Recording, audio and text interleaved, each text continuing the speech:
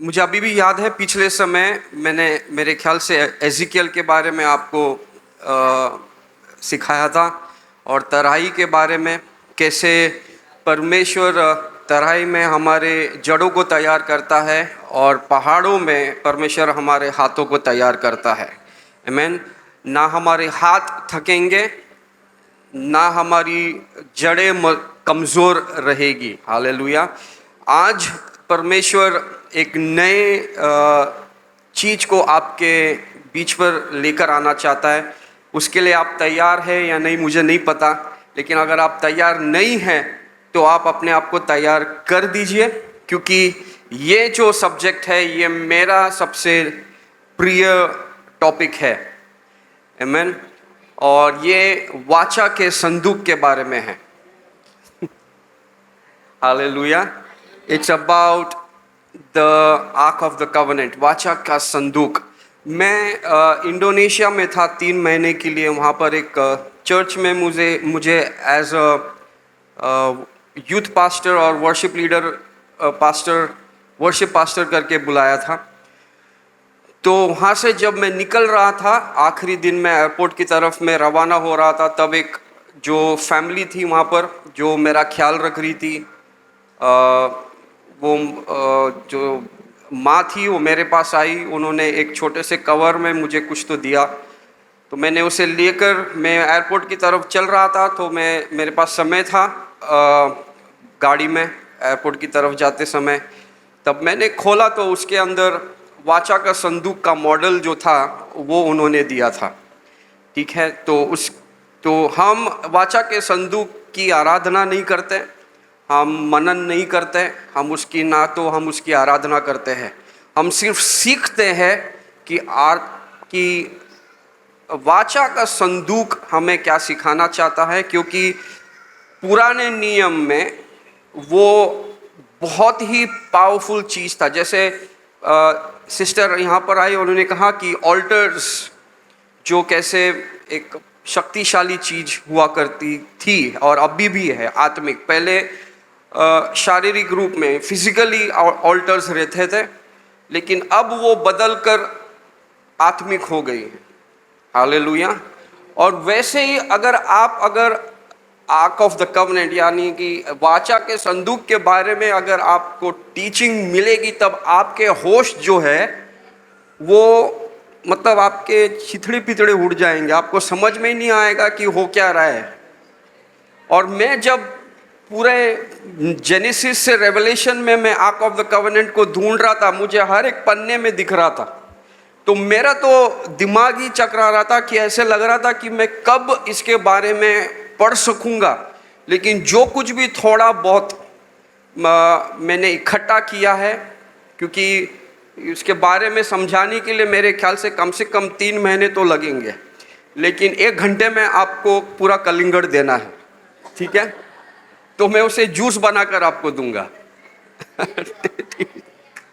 ठीक है। तो पहले तो ये जानना है कि प्लीज़ जानिए कि कई सारी चीज़ें हैं जो पुराने नियम में फिजिकली एक बहुत ही महत्वपूर्ण चीज़ हुआ करती थी, उसका एक ठोस वजह हुआ करता था। और सबसे ज़्यादा महत्वपूर्ण चीज़ यह है कि खुद परमेश्वर उन्हें आदेश देता था उन चीज़ों को बनाने के लिए। आपको पता है कि ऑल्टर के बारे में जब कहा था बता रहे थे, तो मैं जानता हूं कि सिस्टर रिस्पा ने ज़रूर कहा होगा, नहीं कहा होगा तो फिर मैं आपको एक एक्स्ट्रा नॉलेज दे रहा हूं कि परमेश्वर के आज्ञा के बिना कोई भी चीज़ नहीं बन सकती थी। हालेलुया। किस प्रकार का लकड़ा यूज़ करना है, क्या डिज़ाइन होना चाहिए, कितने होल्स होने चाहिए, किस प्रकार का डिज़ाइन होना चाहिए, कितने पाव होने चाहिए, कितना वेट होना चाहिए, उसका विड्थ और हाइट कितना होना चाहिए, और इससे भी कई ज़्यादा चीज़ें परमेश्वर डिटेल में बताया करता था। और तब जाकर एक फर्नीचर बोलते हैं वो बनाया जाता था, और परमेश्वर उसके द्वारा एक घोषणा करने के लिए रेडी होता था। समझ रहे? लेकिन उन सारी चीजों में जो हम देखते हैं कि जो याजक का जो कपड़ा था, उसका जो वस्त्र था, वो भी परमेश्वर बोला करता था कि कैसे होना चाहिए, किस रंग का, किस मटेरियल का, उसमें धागा कौन सा होना चाहिए, उसके नीचे जो पोमोग्रेनेट क्या बोलते हैं उसके,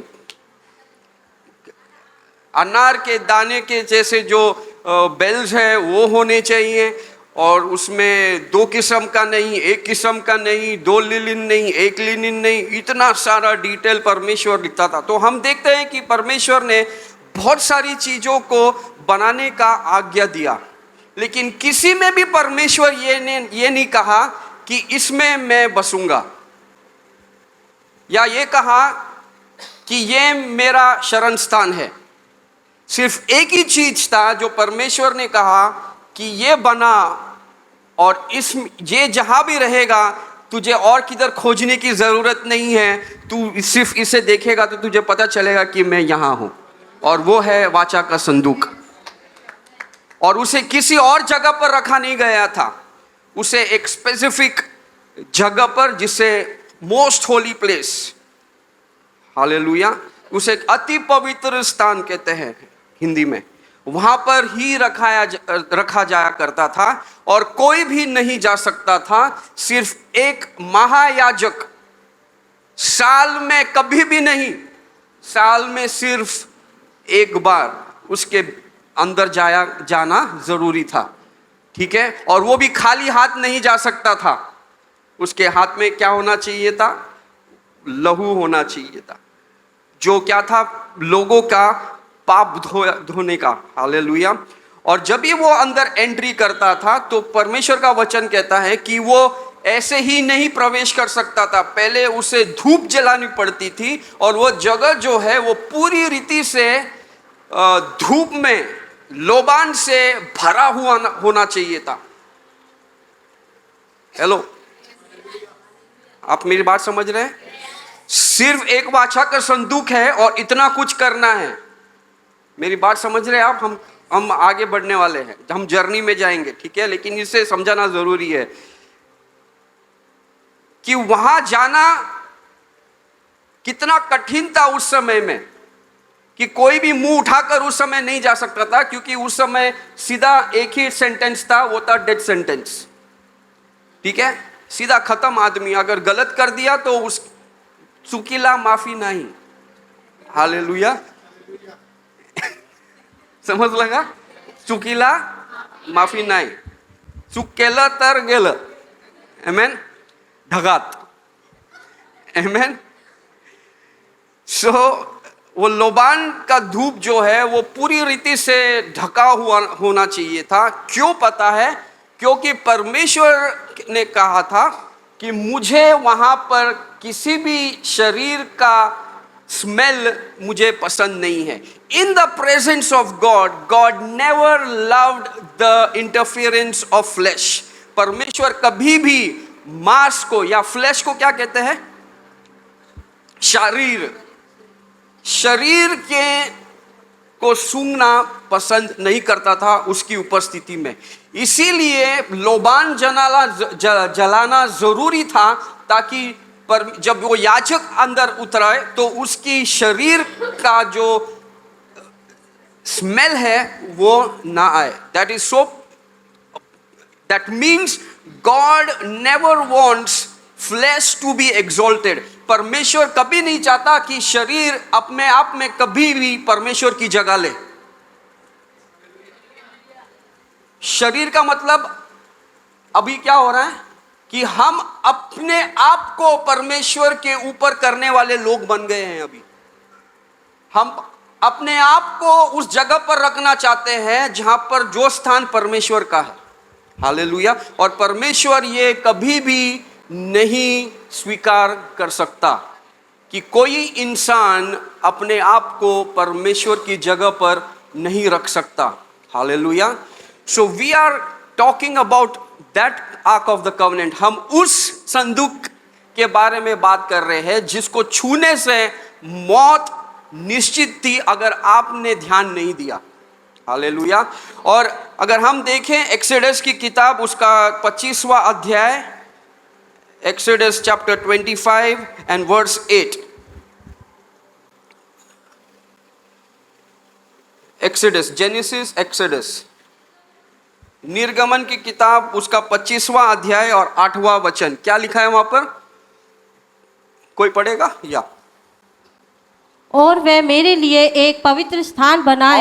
और क्या लिखा है? मैं मेरे लिए एक पवित्र स्थान हाँ, बनाए, हाँ, कि मैं उनके बीच निवास करूं। मैं उनके बीच में निवास निवास करूं। कर सकूं। That means it was the heart of God. परमेश्वर खुद चाहता था कि मैं उनके बीच में रहूं या वास करूं या उनके साथ रहूं, उनके साथ मेलजोल कर सकूं। इसलिए वो कहता है कि मैं मेरे लिए एक पवित्र स्थान बनाए कि मैं उसके बीच निवास करूं। और उसके बाद 9, जो कुछ मैं तुझे दिखाता हूँ, हाँ। अर्थात निवास स्थान और उसके सब सामान का नमूना, उसी के अनुसार तुम लोग उसे बनाना। हालेलुया। जैसा मैं कहूँ वैसा ही तुझे सुनकर बनाना है, तुझा डोका लाऊ नको। आमीन। अपने को आदत है अपना डोका लगाने का ना सब जगह पर। परमेश्वर is giving clear instructions that do as I have told. जैसे मैंने कहा है तेरे को सुनना है और तेरे को बनाना है। तेरे को मैं सब डिटेल देगा बीडू, तेरे को जो चाहिए, whatever information you need I will give it to you, but make as per my instruction। जैसे मैं कहता हूं वैसे कर। क्यों? क्योंकि यह किसी इंसान के रहने के बारे में बात नहीं कर रहा हूं, क्योंकि मैं अगर उस जगह पर रहना चाहता हूं तो मैं डिसाइड करूंगा कि मुझे किस जगह पर और कैसा होना चाहिए। Hallelujah. Hello. It's very important कि परमेश्वर कहता है कि अगर मैं रहना चाहता हूं तो मैं बताऊंगा कि मुझे किस जगह पर रहना है और वो चीज कैसी होनी चाहिए। निवास स्थान यानी परमेश्वर खुद उसमें निवास करे। हालेलुया। और हम जो अभी आर्क ऑफ द कवनेंट यानी वाचा का संदूक की जर्नी को हम देखने वाले हैं, क्योंकि यह बहुत ही महत्वपूर्ण है, क्योंकि वो एक ही स्थान में नहीं था। आपको पता है पहले वो मूसा के पास था। ये जो हम देख रहे हैं ये चीज मूसा को कही थी। किसने कही थी? परमेश्वर ने। और तब जो परमेश्वर का तंबू था वो एक जगह पर स्थापित नहीं था, वो पोर्टेबल था। यानी वो तंबू था वो कंक्रीट या जैसे सोलोमन ने बनाया था मंदिर वैसा नहीं था वो, जिसमें बड़ी बड़ी चीजों का इस्तेमाल किया, यानी कि जिसे कोई हिला नहीं सकेगा। हालेलुया। ये एक ऐसी तंबू थी जिसे परमेश्वर कहता था, क्योंकि उस समय वो लोग क्या कर रहे थे? घूम रहे थे। और परमेश्वर ने कहा जहां कहीं भी तू रुकेगा वहां पर तुझे तंबू बांधनी है और ये फिर से रिपीट होगा जो कुछ मैंने कहा है। और पर हर चीज वैसे की वैसी रहेगी और मेरा स्थान भी वही रहेगा और मुझे मिलने भी वही व्यक्ति आएगा, कुछ नहीं बदलेगा। हालेलुया। दुनिया इधर की उधर हो जाए लेकिन जो मैंने कहा है वो कभी नहीं बदलेगा। मैंने जैसे कहा था वैसी होनी चाहिए। तो परमेश्वर कहता, और हम देखते हैं कि ये जो वाचा का संदूक है ये सिर्फ मूसा के पास नहीं रहा। हेलो, आपको पता है मूसा के पास नहीं रहा। ये time and again her generation में, हर टाइम गैप में वाचा का संदूक अलग अलग लोगों के पास, दूसरे दूसरे गोत्र के पास, दूसरे दूसरे राजाओं के पास ये बदलता गया। और परमेश्वर का वचन कहता है कि जिसके पास भी था उसके साथ कुछ ना कुछ हुआ। कई लोगों के पास वो देखने वाले, हालेलुया, वही हम पढ़ने वाले कि कैसे परमेश्वर की उपस्थिति बदली नहीं गई। वो एक गोत्र से दूसरे को, मतलब one hand to the other चलता गया। परमेश्वर कभी रुका नहीं। हेलो, वो जनरेशन टू जनरेशन अपना पेस लेता गया। लोग बदलते गए लेकिन उपस्थिति कभी कम नहीं हुई। जिन पीढ़ी दर पीढ़ी उसका जो वाचा का संदूक था उसका पावर कभी कम नहीं हुआ। जो कहा था परमेश्वर ने वो सदा पूरे पीढ़ी दर पीढ़ी परमेश्वर का सामर्थ वही रहा, वो कभी नहीं बदला। लोग बदले, जिनके पास वाचा का संदूक रहा वो लोग बदले, लेकिन परमेश्वर कभी नहीं बदला। आपको समझ में आ रहा है?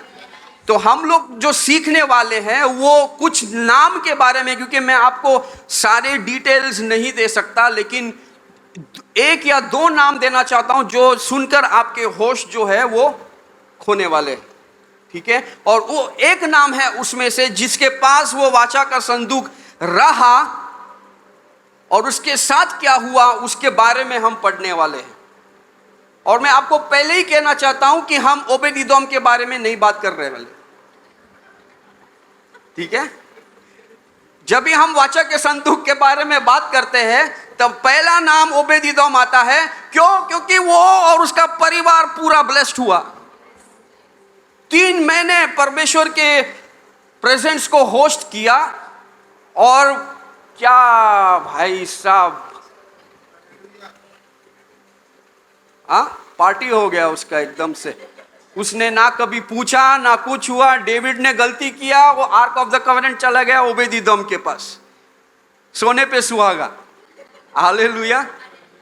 परमेश्वर मांगने से ज्यादा देने वाला परमेश्वर है, इसको कहते हैं। उसने गाना गाया होगा, मांगने से ज्यादा मिला मुझे। वो बोल रहा रहेगा, अरे भाई मुझे सिर्फ थोड़ा सा देखना है आर्क ऑफ द कवेनेंट। यहाँ पर खुद पूरा का पूरा आर्क ऑफ द कवेनेंट घर पर बसा हुआ है उसके।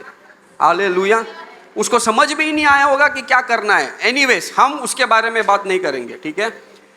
लेकिन हम पहले पढ़ेंगे 1 शमूएल चैप्टर 4 में। मैं जल्दी आपको बताऊंगा कि कैसे ये वाचा का संदूक का ट्रैवल हुआ, ठीक है? सो मूसा के बाद जब ये पहली बार जब ये जो फिलिस्तियों की जो आर्मी थी उन्होंने इसे कैप्चर किया, ठीक है? और हम पढ़ेंगे 1 शमूएल उसका 4 अध्याय और पहला वचन, 1 शमूएल चैप्टर 4।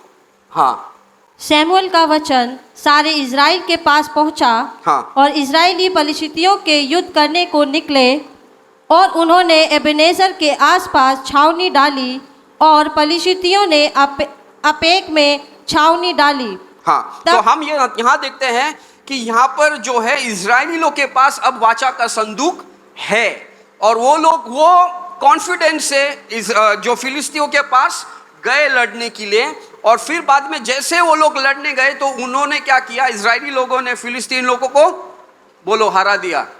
और जैसे ही हरा दिया तो अब ये लोगों ने क्या किया, जोर जोर से चिल्लाने लगे। 5वां वचन पढ़िए प्लीज, कम ऑन, जल्दी। जब यहोवा की वाचा का संदूक छावनी में पहुंचा तब सारे इजरायली इतने बल से ललकार उठे कि भूमि गूंज उठी। और उसके बाद इस ललकार का शब्द सुनकर फलिस्तियों ने पूछा, इब्रियों की छावनी में ऐसी बड़ी ललकार का क्या कारण है? देन तब उन्होंने जान लिया कि यहोवा का संदूक छावनी में आया है। तब फलिस्ती डांट कर कहने लगे उसकी छावनी में परमेश्वर आ गया है। हालेलुया। कि उनकी छावनी में परमेश्वर का संदूक आ चुका है और हमारे लिए ये क्या है, खतरे की घंटी है, हमें बचकर रहना चाहिए। लेकिन उन्हें पता था कि ये बचकर रहना चाहिए, लेकिन फिर भी वो लोग 10वां अध्याय में 10वां वचन में क्या कहते हैं? तब फलिस्ती नौ हे फलिस्तियों, हाँ, तुम हियाव बांधो हाँ। और पुरुषार्थ जाओगे। हाँ। कहीं ऐसा ना हो कि ऐसे इब्री तुम्हारे अधीन हो गए वैसे तुम भी उनके अधीन हो जाओ। पुरुषार्थ करके संग्राम करो। हाँ, सो इसमें क्या लिखा है कि be strong and conduct your self like man. ये कह रहा है कि तुम लोग अब मर्द बनो और तुम लोग करेजियस हो जाओ, क्योंकि जो ये अगर हमने अभी नहीं दिखाया इन इब्रानियों लोगों को कि हम डर गए हैं तो ये लोग हम पर राज करना शुरू करने वाले हैं। तब इन्होंने क्या किया, इन्होंने हमला बोला फिर से, और इस बार इन्होंने क्या किया, जो वाचा का संदूक था वो पहली बार उसका कैप्चर किया, बोलो कैप्चर किया। तो अब वो इजरायली लोगों के पास नहीं था, वो अब किसके पास था? फिलिस्तीन लोगों के पास था। हालेलुया। और जैसे ही एली जो प्रीस्ट था उसने सुना पहली बार कि वाचा का संदूक पहली बार एक शत्रु के पास चला गया है, बाइबल कहती है कि वो लुढ़क कर पीछे और गिरा, और क्योंकि वो थोड़ा ज़्यादा हेफ्टी था, कहता है कि उसका जो गर्दन है वो टूट गया और वो वहाँ का वहीं मर गया। हालेलुया। तो first death that ever recorded was allies death. When he heard, जब उसने सुना, मृत्यु हुई जब उसने सुना कि वाचा का संदूक अब इज़राइल के पास नहीं बल्कि फिलिस्तियों के पास है। हालेलुया। समझ में आया? तब अब क्या हुआ है? अब एक राज्य से या एक क्षेत्र से निकलकर एक कैप्चर हो गया है, अब इज़राइल से हाथ से निकलकर फिलिस्तियों के हाथों में कब्जे में चला गया है।